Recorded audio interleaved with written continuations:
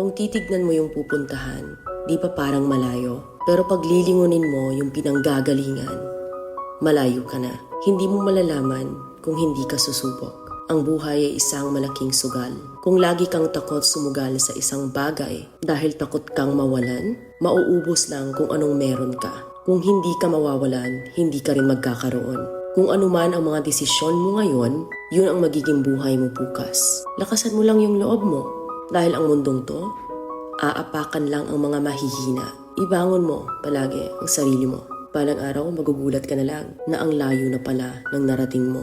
Kahit mabagal ang progress, basta may usad at kumikilos ka, okay na yan. Wala tayong magagawa. Ganyan talaga ang proseso ng buhay. Lahat tayo nakakaranas ng hirap. Hindi natin alam kung hanggang kailan tayo dito sa mundo. Kaya mas piliin mo maging mabuting tao. Ang pinakayaman na maituturing natin sa sarili ay ang ating mga pangarap.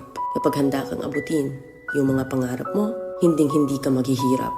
Kung lagi kang may pinagdaanan sa buhay or pagsubok, pruweba lang yan na isa kang magiting na sundalo. Sa mga pagsubok, diyan ka aangat, diyan ka babaguhin. Yung tatag mo kung paano ka mag-ayos ng problema. Hindi ka magtatagal sa mundo. Lubos-lubusin mo na. Gawin mo yung mga bagay na handang iangat ang sarili mo.